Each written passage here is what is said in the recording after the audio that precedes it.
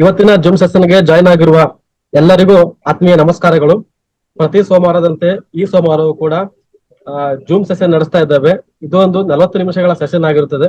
ಇದರಲ್ಲಿ ಮೊದಲ 30 ನಿಮಿಷಗಳ ಕಾಲ ರಿಸೋರ್ಸ್ ಪರ್ಸನ್ ಅವರು ನಮಗೆ ಮಾಹಿತಿಯನ್ನು ನೀಡುತ್ತಾರೆ. ತದನಂತರದ 10 ನಿಮಿಷಗಳಲ್ಲಿ ಯಾವುದೇ ಕ್ವಶನ್ಸ್ ಅಥವಾ ಡೌಟ್ಸ್ ಗಳಿದ್ರೆ ಕ್ಲಿಯರ್ ಮಾಡ್ಕೊಳ್ಬಹುದು. ಹಾಗೆ ಇವತ್ತಿನ resource person Shri MS Shiratti ಇವರು ಪ್ರಸ್ತುತ RMS ಡಿವಿಷನ್ ಆಫೀಸ್ ನಲ್ಲಿ OA ಆಗಿ ಕರ್ತವ್ಯ ನಿರ್ವಹಿಸುತ್ತಿದ್ದಾರೆ. ಹಾಗೆ ಇವರು ನಮ್ಮ 28ನೇ ರಿಸೋರ್ಸ್ ಪರ್ಸನ್ ಆಗಿದ್ದಾರೆ.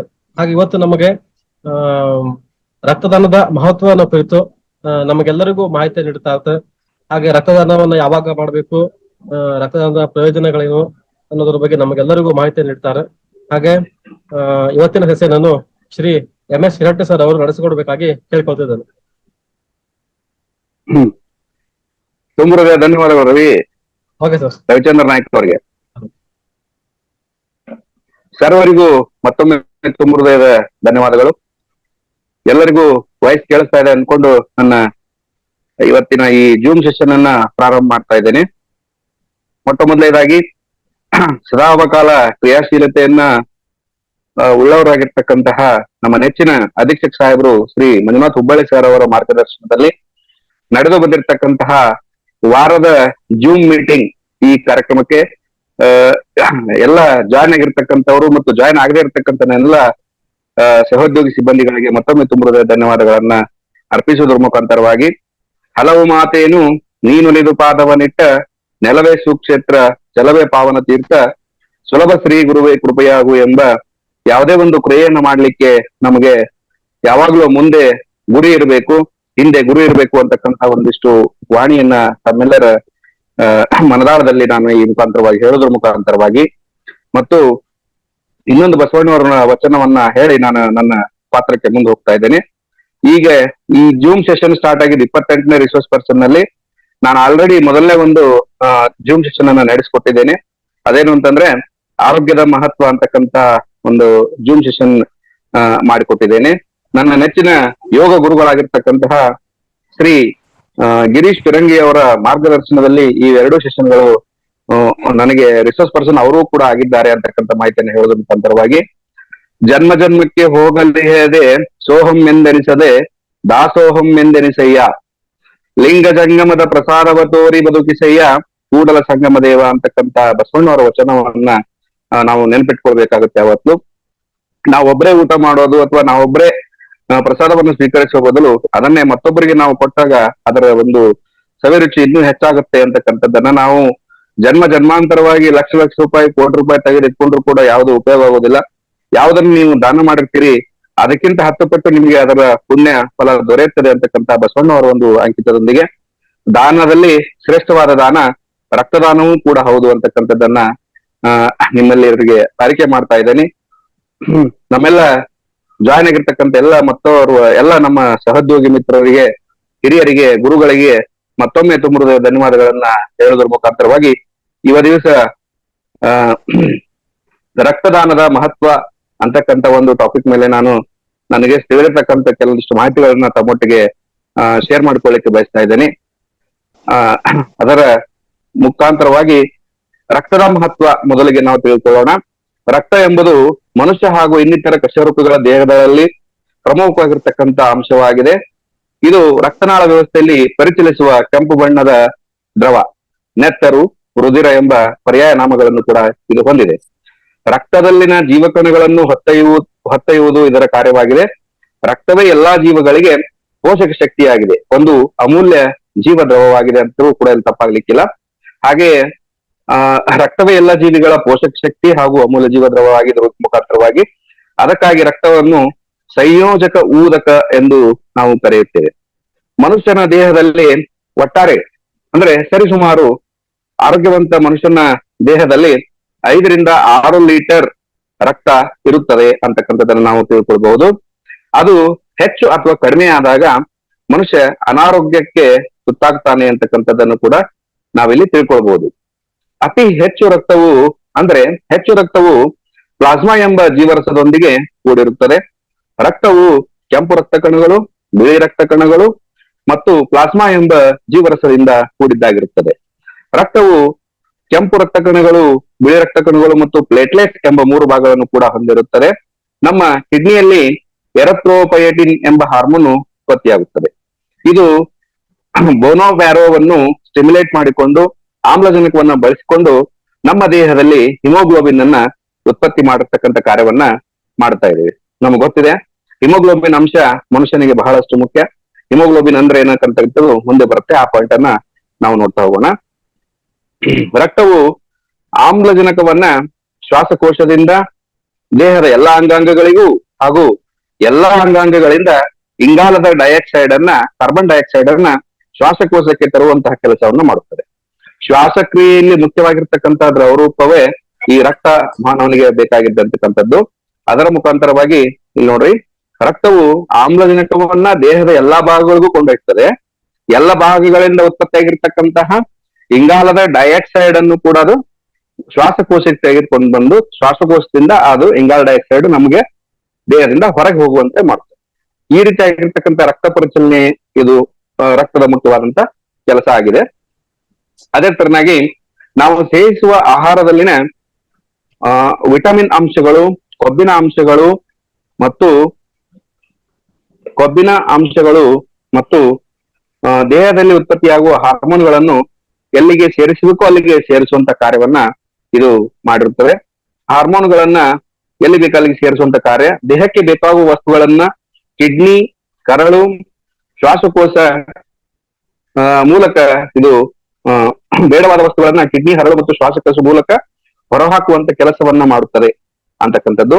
ಅದೇ ತರನಾಗಿ ಈ ದೇಹಕ್ಕೆ ಅಗತ್ಯವಾದ ನೀರಿನ ಆಮ್ಲ ಪ್ರತ್ಯಾಮ್ಲಗಳ ಮೂಲಕ ಹೊರಹಾಕುತ್ತದೆ. ದೇಹಕ್ಕೆ ಅಗತ್ಯವಾದ ನೀರಿನ ಎಲ್ಲ ಆಮ್ಲ ಪ್ರತ್ಯಾಮ್ಲಗಳ ಸಮತೋಲನದೊಂದಿಗೆ ಹಾಗೂ ದೇಹದ ಉಷ್ಣತೆಯನ್ನು ಸಮತೋಲನದಲ್ಲಿ ಇಡುವಂತಹ ಕೆಲಸವನ್ನು ಕೂಡ ಈ ರಕ್ತ ಮಾಡುತ್ತೆ ಅಂತಕ್ಕಂಥದ್ದನ್ನ ನಾವು ತಿಳ್ಕೊಳ್ಬಹುದು. ಅವಾಗಲೇ ಹೇಳಿದೆ ನಾನು, ಹಿಮೋಗ್ಲೋಬಿನ್ ಅಂತಕ್ಕಂಥ ಅಂಶ, ಹಿಮೋಗ್ಲೋಬಿನ್ ಅಂತಕ್ಕಂಥ ಅಂಶ ರಕ್ತದಲ್ಲಿ 96% ಗ್ಲೋಬಿನ್ ಎಂಬ ಪ್ರೋಟೀನ್ ಇಂದ ಕೂಡಿದ್ದು, ಉಳಿದ 4% ಹಿಮ್ ಎಂಬ ಕಬ್ಬಿಣದ ಅಂಶದ ಜೊತೆ ಸೇರಿಕೊಂಡು ಇದು ಮಾನವನ ದೇಹಕ್ಕೆ ಅತ್ಯವಶ್ಯಕವಾದ ಆಮ್ಲಜನಕವನ್ನ ದೇಹದ ಎಲ್ಲ ಭಾಗಗಳಿಗೂ ತಲುಪಿಸುವಂತ ಕೆಲಸವನ್ನ ಮಾಡುತ್ತದೆ. ನೋಡ್ರಿ, ಅವಾಗ ಹೇಳಿದ್ನಲ್ಲ ನಾನು, ಹಿಮೋಗ್ಲೋಬಿನ್ ಅಂತಕ್ಕಂಥದ್ರಲ್ಲಿ 96% ಗ್ಲೋಬಿನ್ ಅಂತಕ್ಕಂಥ ಒಂದು ಪ್ರೋಟೀನ್ ಅಂಶವನ್ನ ಇರುತ್ತೆ.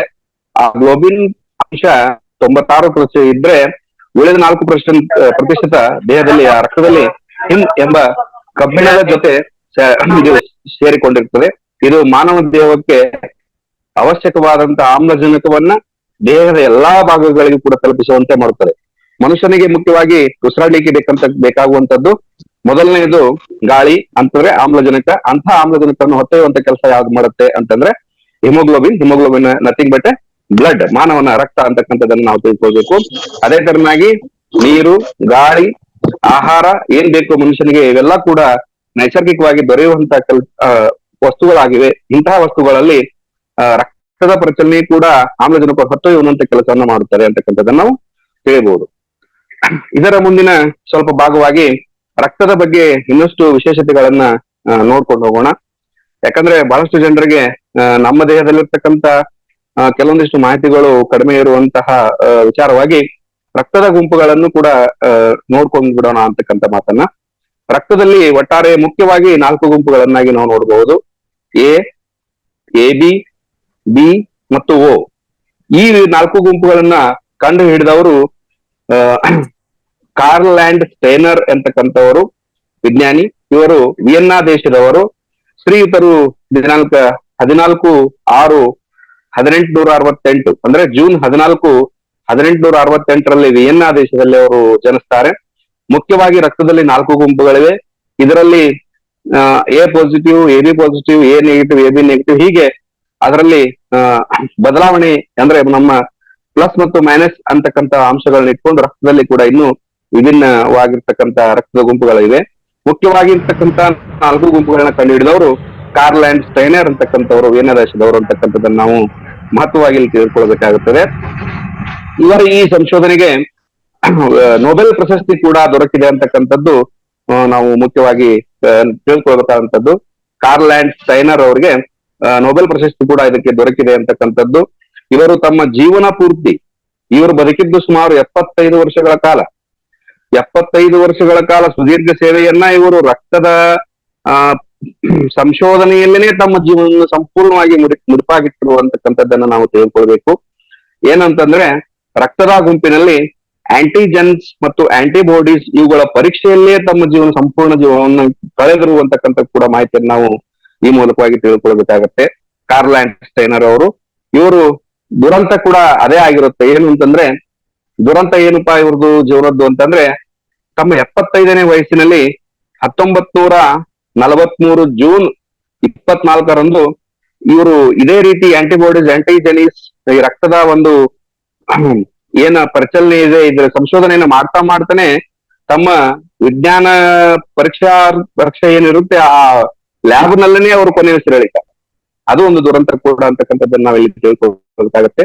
ಆದ್ರೆ ಇವರು ನೋಡ್ರಿ ಹಾರ್ಟ್ ಅಟ್ಯಾಕ್ ಆಗಿ ತೀರ್ಕೊಳ್ತಾರೆ ಆ ಸಮಯದಲ್ಲಿ. ಅಂದ್ರೆ ಯಾವ ಮನುಷ್ಯನಿಗೂ ಕೂಡ ಏನು ಒಂದಿಷ್ಟು ಯಾವಾಗ್ಲೂ ಕೂಡ ಅವರು ಅದೇ ಸಾಧನೆಯನ್ನ ಮಾಡ್ತಾ ತಮ್ಮ ಜೀವನ ಕೂಡ ಅದೇ ಲ್ಯಾಬ್ ನಲ್ಲೇ ಕಳೆದುಕೊಳ್ತಾರೆ ತಮ್ಮ 75ನೇ ವಯಸ್ಸಿನಲ್ಲಿ, ಸುಮಾರು 1943 ಜೂನ್ 24ರಂದು ಅಂತಕ್ಕಂಥದ್ದನ್ನ ನಾವು ಇಲ್ಲಿ ತಿಳಿದುಕೊಳ್ಬೇಕಾಗುತ್ತದೆ. ಈಗ ರಕ್ತ ಗುಂಪಿನ ಒಂದೊಂದು ವಿಶೇಷತೆಯನ್ನ ನೋಡ್ತಾ ಹೋಗೋದಾದ್ರೆ, AB ಪಾಸಿಟಿವ್ ಅಂತ ಏನ್ ಕರಿತೇವೆ, AB ಪಾಸಿಟಿವ್ ಗ್ರೂಪ್ ಹೊಂದಿದ ವ್ಯಕ್ತಿ ಎಲ್ಲಾ ಬ್ಲಡ್ ಗ್ರೂಪ್ ನ ವ್ಯಕ್ತಿಯ ರಕ್ತವನ್ನು ಕೂಡ ಸ್ವೀಕರಿಸಬಹುದು. ಇವರಿಗೆ ಸಾರ್ವತ್ರಿಕ ಸ್ವೀಕಾರಿ ಅಂತಕ್ಕಂಥದ್ದನ್ನ ನಾವು ಕರೀತೇವೆ. ಯೂನಿವರ್ಸಲ್ ರಿಸಿಪಿಯೆಂಟ್ ಅಂದ್ರೆ ಇವರು ಸಾರ್ವತ್ರಿಕ ಸ್ವೀಕಾರಿ. AB ಪಾಸಿಟಿವ್ ಬ್ಲಡ್ ಹೊಂದಿರತಕ್ಕಂಥವ್ರು ಬೇರೆ ಯಾವುದೇ ಬ್ಲಡ್ ಹೊಂದಿರತಕ್ಕಂತ ವ್ಯಕ್ತಿಯ ಬ್ಲಡ್ ಅನ್ನ ಸ್ವೀಕರಿಸಬಹುದು ಅಂತಕ್ಕಂಥದ್ದು ಈ ಮಾತಿನ ಅರ್ಥ.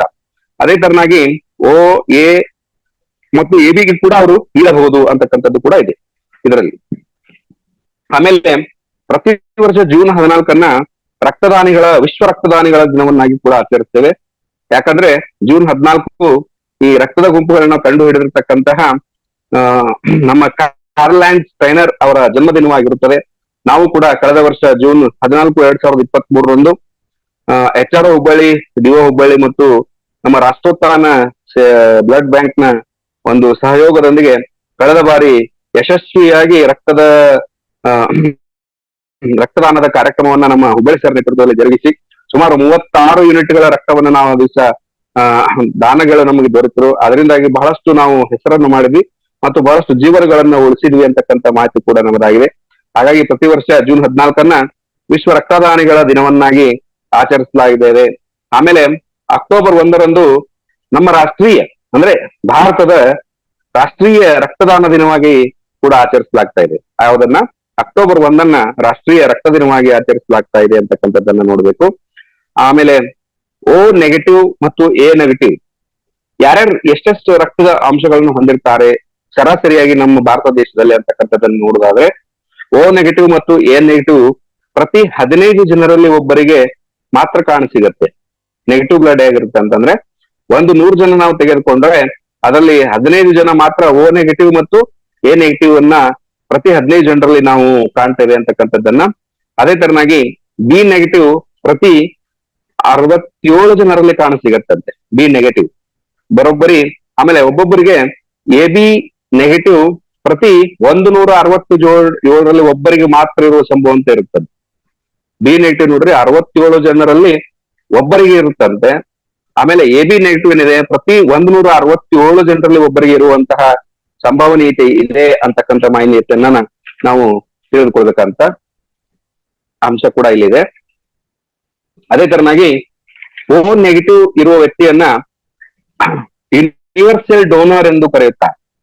ನಾನು ಅವಾಗ್ಲೂ ಹೇಳಿದೆ, ಯೂನಿವರ್ಸಲ್ ರಿಸಿಪಿಯೆಂಟ್ ಅಂದ್ರೆ ಸಾರ್ವತ್ರಿಕ ಸ್ವೀಕಾರಿ A ಪಾಸಿಟಿವ್ ರಕ್ತ ಬ್ಲಡ್ ಆದ್ರೆ O- ಇರ್ತಕ್ಕಂತ ವ್ಯಕ್ತಿ ಯೂನಿವರ್ಸಲ್ ಡೋನರ್ ಎಂದು ಅವರನ್ನ ನಾವು ಕರೆಯಲ್ಪಡುತ್ತೇವೆ. O- ಹೊಂದಿರತಕ್ಕಂತ ವ್ಯಕ್ತಿ ಯಾವತ್ತೂ ಕೂಡ ಅವರು ಯಾರಿಗಾದ್ರೂ ರಕ್ತದಾನವನ್ನ ಮಾಡಬಹುದು ಅಂತಕ್ಕಂಥದ್ದು ಮಾಹಿತಿ ನಮಗೆ ಯಾವಾಗ್ಲೂ ಇರ್ಲಿ ಅಂತಕ್ಕಂಥದ್ದನ್ನ ಹೇಳ್ತಾ ಇದ್ದೀನಿ. ಅದೇ ತರನಾಗಿ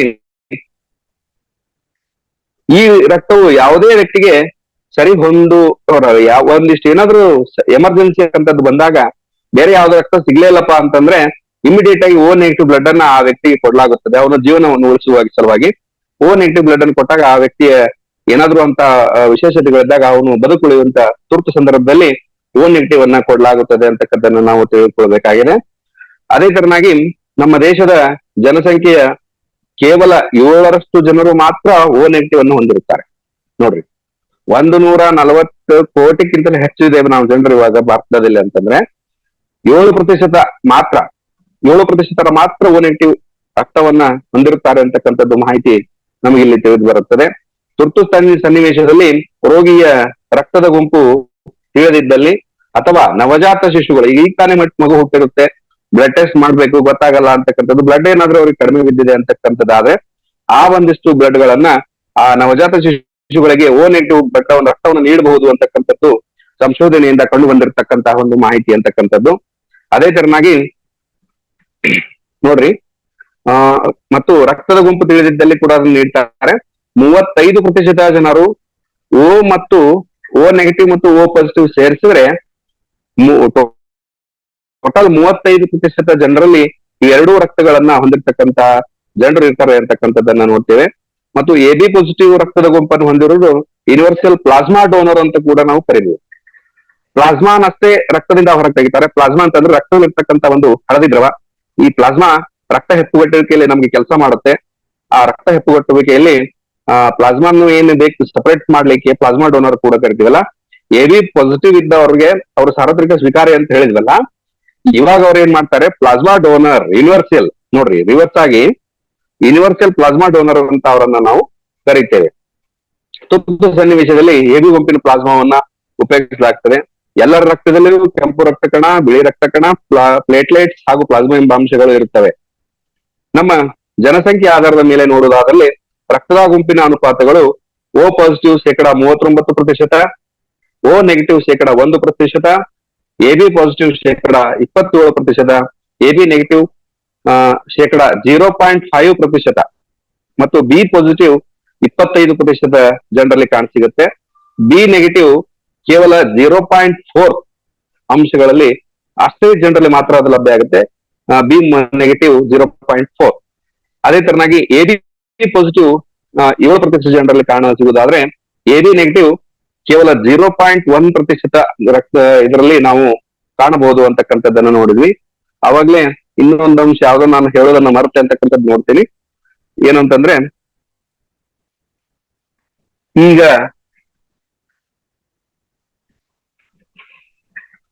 ನಮ್ಮ ಈ ರಕ್ತದಾನವನ್ನ ಮಾಡೋದ್ರ ಈಗ ರಕ್ತದ ಬಗ್ಗೆ ನಾವು ಬಹಳಷ್ಟು ಅಂಶಗಳನ್ನ ತಿಳಿದುಕೊಂಡ್ವಿ ಅಂತಕ್ಕಂಥದ್ದನ್ನ, ರಕ್ತದಾನ ಮಾಡೋದ್ರಿಂದ ನಮ್ಗೆ ಏನ್ ಲಾಭ ಆಗುತ್ತೆ ಅಂತಕ್ಕಂಥದ್ದನ್ನ ನಾವು ನೋಡ್ತಾ ಹೋಗೋದು.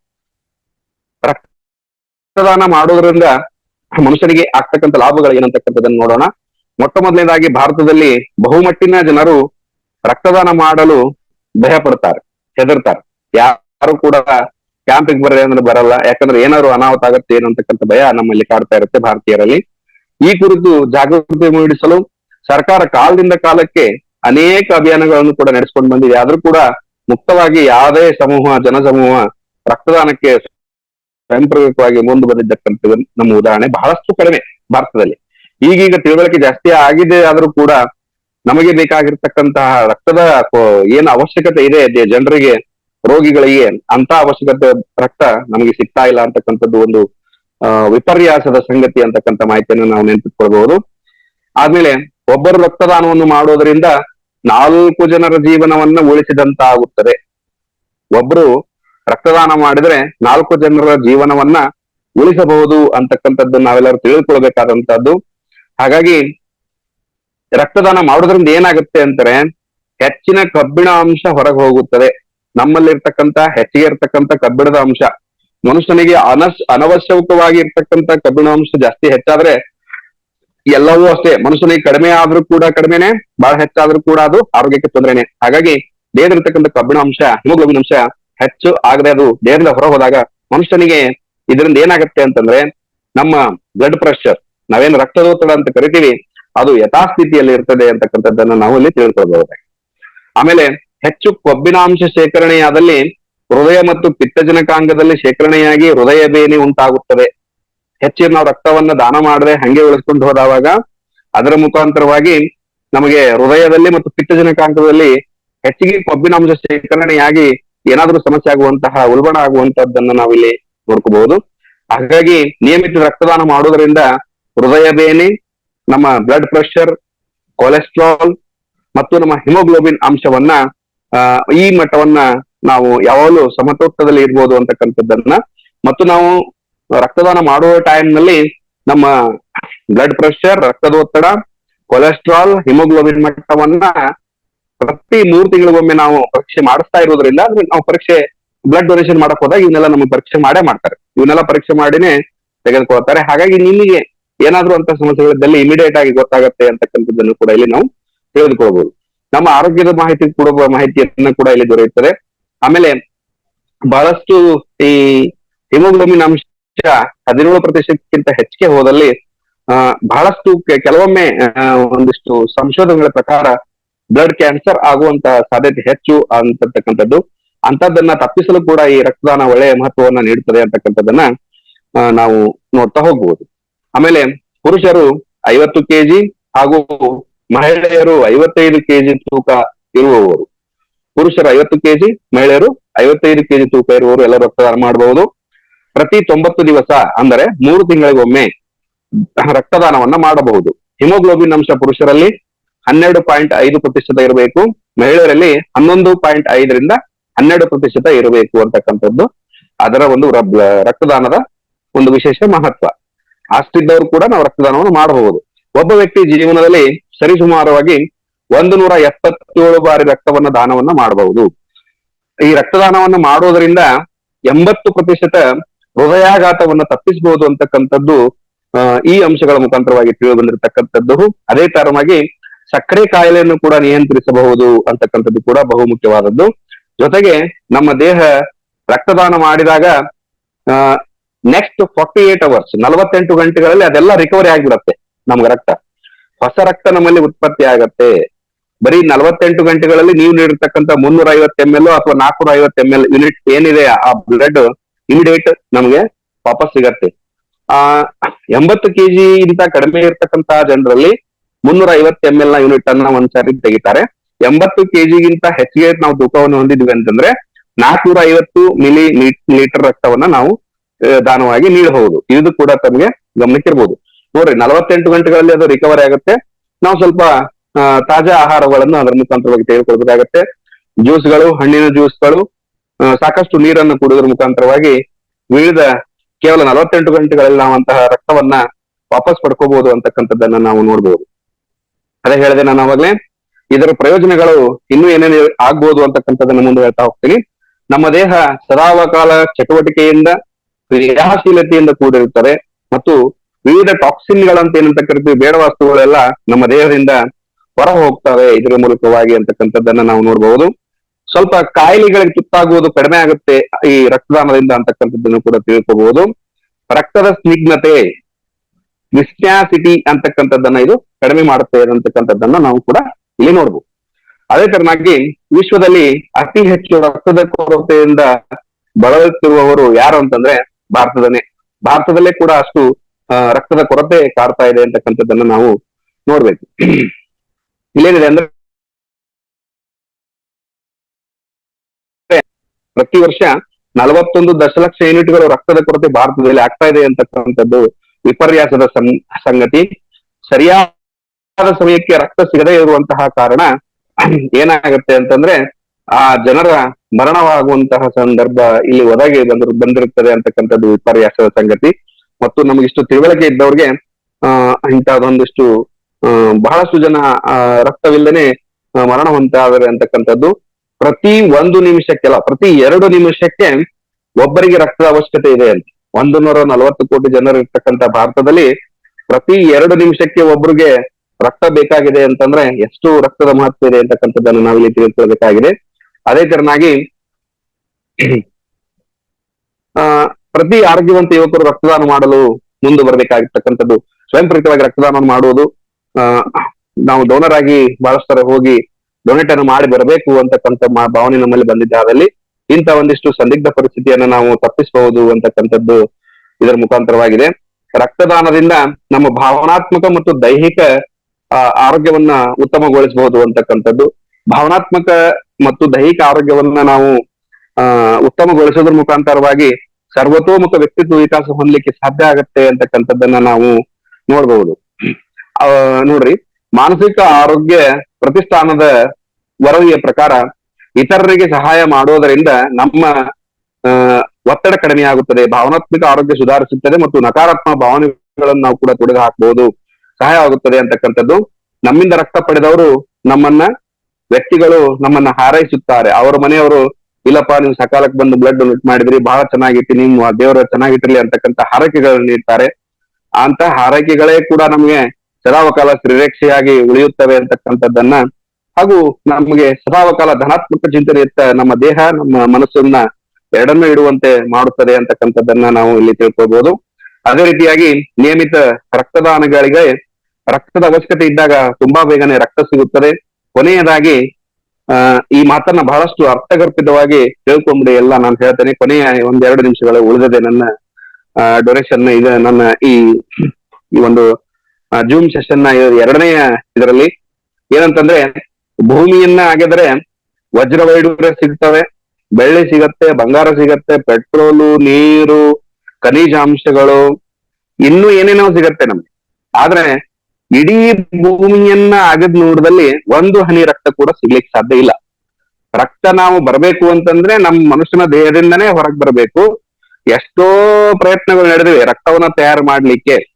ರಕ್ತವನ್ನ ಈ ಹೆಂಗ್ ಮನುಷ್ಯನ ದೇಹದಲ್ಲಿರ್ತಕ್ಕಂಥ ರಕ್ತವನ್ನ ಕೃತಕವಾಗಿ ತಯಾರು ಮಾಡ್ಬೇಕು ಅಂತಕ್ಕಂಥ ಸಾಕಷ್ಟು ಸಂಶೋಧನೆಗಳು ನಡೆದಿವೆ. ಆದ್ರೂ ಕೂಡ ಅದು ಸಫಲವಾಗಿಲ್ಲ. ಹಾಗಾಗಿ ಇಡೀ ಭೂಮಿಯನ್ನೇ ಅಗೆದರೂ ಕೂಡ ಒಂದು ಹನಿ ರಕ್ತ ಸಿಗುವುದಿಲ್ಲ. ಆದ್ರೆ ರಕ್ತ ಬರ್ಬೇಕಾದ್ರೆ ದಾನದ ಮುಖಾಂತರವಾಗಿ ಮಾತ್ರ ಬರಬೇಕು. ಮನುಷ್ಯನಲ್ಲಿರ್ತಕ್ಕಂಥ ರಕ್ತ ಮತ್ತೊಬ್ಬರಿಗೆ ಉಪಯೋಗ ಆಗ್ಲಿಕ್ಕೆ ಅದಕ್ಕೆ ರಕ್ತದಾನದ ಮಹತ್ವನೇ ಮುಖ್ಯ. ರಕ್ತದಾನದಲ್ಲಿ ಮನುಷ್ಯನ ಮನಸ್ಸೇ ಮುಖ್ಯ ಅಂತಕ್ಕಂಥದ್ದನ್ನ ತಾವೆಲ್ಲರೂ ತಿಳ್ಕೊಳ್ಬೇಕು ಅಂತಕ್ಕಂಥದ್ದನ್ನ ನಾನಿಲ್ಲಿ ಹೇಳೋದಕ್ಕೆ ಇನ್ನು ಇಚ್ಛೆ ಪಡ್ತೇನೆ. ಹಾಗಾಗಿ ನಾವು ರಕ್ತದಾನದ ಮಹತ್ವವನ್ನ ಸ್ವಯಂ ಪ್ರೇರಿತ ರಕ್ತದಾನದ ಮುಖಾಂತರವಾಗಿ ಎಲ್ಲೆಲ್ಲೋ ಕ್ಯಾಂಪ್ಗಳು ಆಗ್ತಾ ಇರ್ತವೆ. ನಿಮ್ಮ ಬರ್ತ್ಡೇ ದಿನ, ನಿಮ್ಮ ವೆಡ್ಡಿಂಗ್ ಆನಿವರ್ಸರಿ ದಿವಸ, ಅಥವಾ ನಿಮ್ಮ ಮಕ್ಕಳ ಹುಟ್ಟುಹಬ್ಬದ ದಿವಸ, ನಿಮ್ಮ ಅಪಾಯಿಂಟ್ಮೆಂಟ್ ಆಗಿರ್ತಕ್ಕಂಥ ದಿವಸದಲ್ಲಿ ಒಂದು ಸವಿನೆನಪಿಗಾಗಿ ರಕ್ತದಾನವನ್ನ ನಿಯಮಿತವಾಗಿ ಮಾಡುತ್ತಾ ಬರ್ರಿ ಅಂತಕ್ಕಂಥದ್ದನ್ನ ಈ ಮೂಲಕವಾಗಿ ನಾನು ಹೇಳಲು ಇಚ್ಛೆ ಪಡ್ತಾ ಇದ್ದೇನೆ.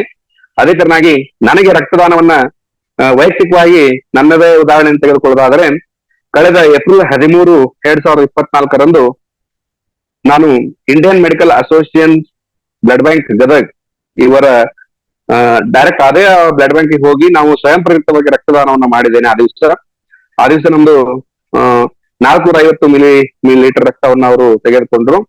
ಆ ಮುಖಾಂತರವಾಗಿ ಏಪ್ರಿಲ್ 13 ನನಗೆ 18ನೇ ಬಾರಿ ರಕ್ತದಾನ ಮಾಡಿರ್ತಕ್ಕಂತ ಒಂದು ಯಶಸ್ವಿ ನನ್ನ ಮನಸ್ಸಿಗೆ ಆಯ್ತು. ಆ 18ನೇ ಬಾರಿ ರಕ್ತದಾನ ಮಾಡಿ ನಾನು ನನ್ನ ಜೀವನಕ್ಕೆ ನಾನೇ ಹೀರೋ ಅನ್ಸ್ಕೊಂಡಿದ್ದೇನೆ. ಹಾಗಾಗಿ ಇದಕ್ಕೆ ಯಾರು ಪ್ರೇರಣೆ ಅಂತಂದ್ರೆ, ನಮ್ಮ ಒಬ್ರು ಯೋಗ ಗುರುಗಳಾಗಿರ್ತಕ್ಕಂತಹ ಶ್ರೀ ಗಿರೀಶ್ ಪಿರಂಗಿ ಸರ್ ಅವರು, ನಮ್ಮೂರಿನವರೇ. ಕಳೆದ ವರ್ಷ ಜೂನ್ 14, 2023 ನಮ್ಮಲ್ಲಿ ರಕ್ತದಾನ ಶಿಬಿರವನ್ನ ಮಾಡಿರ್ತಕ್ಕಂತ ಸಮಯದಲ್ಲಿ ಅವರು ಕೂಡ ಬಂದಿದ್ರು. ಅವರು ಅವಾಗ ಡೊನೇಟ್ ಮಾಡಿದ್ದು 41ನೇ ಬಾರಿ ರಕ್ತದಾನವನ್ನ ಮಾಡಿದ್ರು. ಮತ್ತೆ ಅವರೇ ನನ್ ಕರ್ಕೊಂಡು ಹೋಗಿ ಮೊನ್ನೆ ಜೂನ್ 13, 2024 43ನೇ ಬಾರಿ ರಕ್ತದಾನವನ್ನ ಮಾಡಿದ್ದಾರೆ. ಆಮೇಲೆ ನಮ್ಮ ಗದಗ್ನಲ್ಲಿ ಇತಿಹಾಸವನ್ನು ನಾವು ನೋಡೋದಾದ್ರೆ, ನಮ್ ಡಾಕ್ಟರ್ ಸೋಲಮನ್ ರವರು ಸುಮಾರು 120 ಬಾರಿ ರಕ್ತದಾನವನ್ನು ಮಾಡಿದ್ದಾರೆ. ಇನ್ನೂ ಚೆನ್ನಾಗಿದೆ, ಆರೋಗ್ಯವಂತರಾಗಿದ್ದಾರೆ. 80 ವರ್ಷಗಳ ಮೇಲ್ಪಟ್ಟಿದ್ದಾರೆ, ಆದ್ರೂ ಕೂಡ ಅವರು ರಕ್ತದಾನವನ್ನು ಮಾಡಿದ್ದಾರೆ. ಆಮೇಲೆ JC ಶಿರೋಳ್ ಡಾಕ್ಟರ್ ಅವರು, ಸಾಕಷ್ಟು ಒಂದು 5-6 ಜನರ ಉದಾಹರಣೆಯನ್ನು ನಾವಲ್ಲಿ ನೋಡಬಹುದು.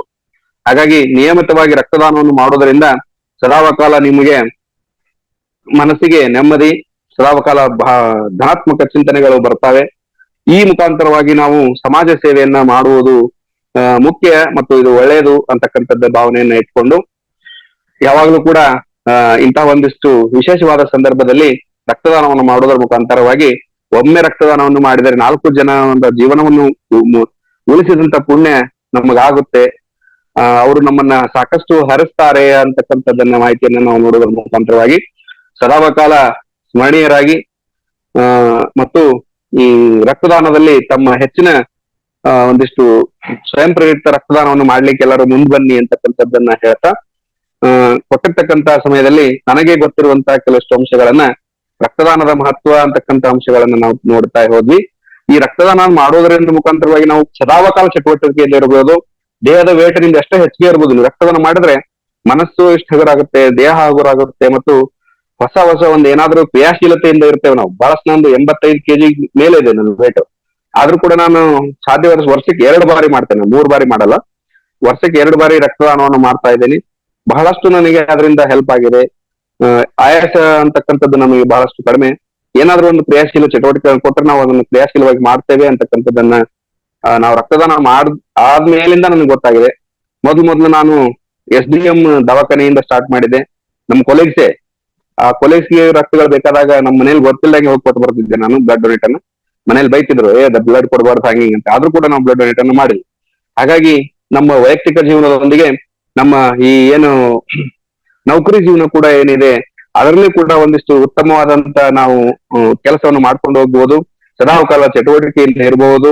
ನಮ್ಮ ದೇಹದಲ್ಲಿರ್ತಕ್ಕಂಥ ಯಾವುದೇ ನಮ್ಮ ಬೇರೆ ಬೇರೆ ಯಾವುದೋ ರೋಗ ರುಜಿನಗಳು ಬರಲಾರದಂತೆ ತಡೆಯಬಹುದು ಅಂತಕ್ಕಂಥದ್ದನ್ನ ನೋಡಿಕೊಂಡು ಸದಾಕಾಲ ದೇಶದ ಏಳಿಗೆಗಾಗಿ, ಸಮಾಜದ ಏಳಿಗೆಗಾಗಿ, ಇಲಾಖೆಯ ಏಳಿಗೆಗಾಗಿ ಇಂತಹ ಕಾರ್ಯಕ್ರಮಗಳು ಜರುಗ್ತಾ ಇರಲಿ. ಹುಬ್ಬಳ್ಳಿ ಸಾಹೇಬರ ಒಂದು ಕ್ರಿಯಾಶೀಲತೆಯ ಒಂದು ಇಂತಹ ಜೂಮ್ ಮೀಟಿಂಗ್ ಸೆಷನ್ ಕಾರ್ಯಕ್ರಮ ಇನ್ನೂ ಅಭೂತಪೂರ್ವ ಯಶಸ್ಸನ್ನು ಕಾಣ್ಲಿ ಅಂತಕ್ಕಂಥದ್ದನ್ನ ಹೇಳೋದ್ರ ಮುಖಾಂತರವಾಗಿ ನನಗೆ ಕೊಟ್ಟಿರ್ತಕ್ಕಂಥ ಸಮಯದಲ್ಲಿ ನನಗೆ ಗೊತ್ತಿರುವಂತಹ ವಿಷಯಗಳನ್ನ ಮಂಡಿಸಿದ್ದೇನೆ ಅಥವಾ ಹೇಳಿದ್ದೇನೆ ಅಂತಕ್ಕಂಥ ಮಾತುಗಳನ್ನ ಹೇಳಿ ಎಲ್ಲರಿಗೂ ನಮಸ್ಕಾರಗಳು, ಶುಭಂ ಭೂಯಾತ್. ನಮಸ್ತೆ.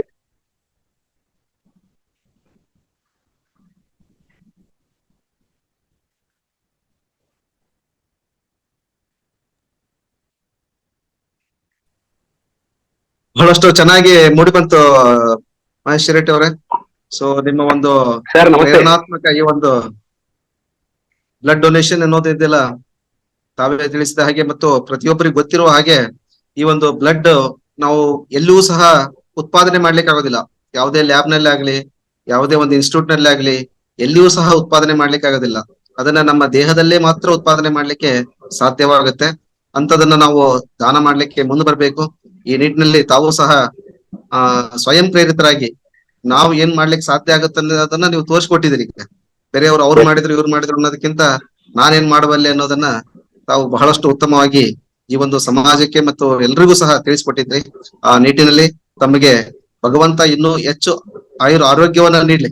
ಫಸ್ಟ್ ನೀವು ಇಷ್ಟೊಂದೆಲ್ಲ ನೀವು ನಿಮ್ಮ ಒಂದು ರಕ್ತದಾನವನ್ನ ಮಾಡಿರೋದ್ರಿಂದ ನಿಮಗೆ ಇನ್ನೂ ಹೆಚ್ಚು ಆರೋಗ್ಯವನ್ನ ಕೊಡ್ಲಿ ಅಂತಂದೇಳಿ ಭಗವಂತರಲ್ಲಿ ಪ್ರಾರ್ಥನೆ ಮಾಡ್ಕೊಳ್ಳೋಣ. ಅದರ ಜೊತೆಯಲ್ಲಿ ಸೊ ಇಲ್ಲಿ ಸುಮಾರು ಜನ ನಾವು ಎಂಪ್ಲಾಯೀಸ್ ಅಂದ್ರೆ ನಮ್ಮಲ್ಲಿ ಏನಾಗಿದೆ, ಹೆಲ್ದಿ ಇದ್ದಾಗ ನಾವು ಎಂಪ್ಲಾಯೀಸ್ ಆಗ್ಲಿಕ್ಕೆ ಸಾಧ್ಯ ಆಗುತ್ತೆ. ಈಗ ನಮ್ದು ಏನಾದ್ರೂ ಕೊರತೆ ಇತ್ತು, ಇನ್ನೊಂದು ಏನಾದ್ರೂ ಇತ್ತು ಅಂತ ಹೇಳಿದಾಗ ನಾವು ಎಂಪ್ಲಾಯಿ ಆಗ್ಲಿಕ್ಕೆ ಸಾಧ್ಯವಾಗೋದಿಲ್ಲ. ಆ ನಿಟ್ಟಿನಲ್ಲಿ ಸ್ಪೆಷಲಿ ನಮ್ಮ ನೌಕರದಾರರಲ್ಲಿ ಸ್ವಲ್ಪ ಈ ಒಂದು ರಕ್ತದಾನದ ಬಗ್ಗೆ ಒಂದು ಜಾಗೃತಿ ಇತ್ತು ಅಂತಂತ ಹೇಳಿದ್ರೆ ಖಂಡಿತ ನಾವು ಹೆಚ್ಚಿನ ರಕ್ತದಾನವನ್ನ ಮಾಡ್ಲಿಕ್ಕೆ ಸಾಧ್ಯವಾಗುತ್ತೆ. ಯಾಕೆ ಅಂತಂತ ಹೇಳಿದ್ರೆ ಇಮಿಡಿಯೇಟ್ ಆಗಿ ನಮಗೆ ರಕ್ತ ಬೇಕಾಗಿರ್ತದ. ಅವಾಗ ನಾವು ಹುಡುಕ್ತಾ ಹೋದ್ವಿ ಅಂತಂದ ಹೇಳಿದ್ರೆ ಎಲ್ಲೂ ಸಿಗೋದಿಲ್ಲ. ಸೊ ನಾವು ಈ ರೀತಿ ಒಂದು ನಮ್ಮಲ್ಲಿ ಇದ್ದಂತ ರಕ್ತವನ್ನ ಶೇಖರಣೆ ಮಾಡಿ ಇಟ್ಟಾಗ ಏನಾಗುತ್ತೆ, ನಮಗೆ ಅನಿವಾರ್ಯವಾದಾಗ ಇಮಿಡಿಯೇಟ್ ಆಗಿ ತೆಗೆದುಕೊಳ್ಳಿಕ್ಕೆ ಅಥವಾ ಪಡೆದುಕೊಳ್ಳಿಕ್ಕೆ ಸಾಧ್ಯವಾಗುತ್ತೆ. ಸೊ ಆ ನಿಟ್ಟಿನಲ್ಲಿ ಲಾಸ್ಟ್ ಇಯರ್ ನಾವು ಒಂದು ನಮ್ಮ RMS ನಲ್ಲಿ ಒಂದು ರಕ್ತದಾನ ಶಿಬಿರವನ್ನ ಮಾಡಿದ್ವಿ. ಸುಮಾರು ಜನ ನಮ್ಮ ಎಂಪ್ಲಾಯೀಸ್ ಆ ಒಂದು ರಕ್ತದಾನ ಶಿಬಿರದಲ್ಲಿ ಪಾಲ್ಗೊಂಡು ತಮ್ಮ ರಕ್ತವನ್ನ ದಾನ ಮಾಡಿದ್ದಾರೆ. ಬಹಳಷ್ಟು ನಮಗೆ ಪ್ರೇರಣೆ ಸಿಕ್ಕಿದೆ. ಆ ನಿಟ್ಟಿನಲ್ಲಿ ಇನ್ನೂ ಸಹ ನಾವು ಸಾಕಷ್ಟು ಮಾಡ್ಲಿಕ್ಕೆ ಸಾಧ್ಯವಾಗುತ್ತೆ. ಯಾಕೆ ಅಂತಂದ ಹೇಳಿದ್ರೆ ನಮ್ಮ ಒಂದು ರಕ್ತವನ್ನ ನಾವು ದಾನ ಮಾಡಿದಾಗ ಅದು ವೇಸ್ಟ್ ಆಗೋದಿಲ್ಲ. ಒಂದು 4 ಜನಕ್ಕೆ ಉಪಯೋಗ ಆಗುತ್ತೆ. ಇನ್ನೊಂದು ನಮ್ಮಲ್ಲಿ ಒಂದು ಆತ್ಮಸ್ಥೈರ್ಯ, ಆತ್ಮಶಕ್ತಿ ಜಾಸ್ತಿ ಆಗುತ್ತೆ. ಯಾಕಂದ್ರೆ ನಮ್ಮ ರಕ್ತವನ್ನ ಕೊಟ್ಟಾಗ ಮತ್ತೆ ಅದು ಪುನರುತ್ಪಾದನೆ ಆಗ್ಲಿಕ್ಕೆ ಅವಕಾಶ ಕೊಡ್ತದೆ.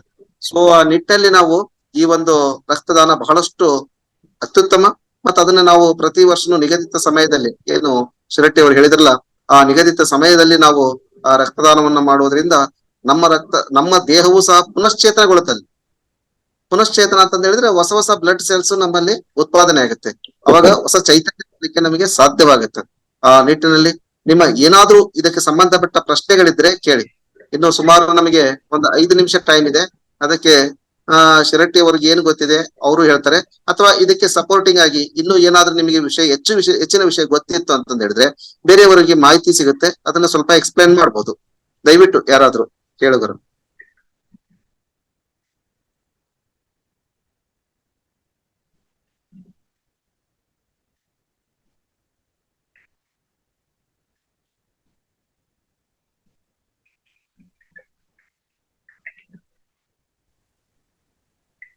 ಈಗ ಯಾರಿಗಾದ್ರೂ ರಕ್ತದ ಅವಶ್ಯಕತೆ ಇದ್ದಲ್ಲಿ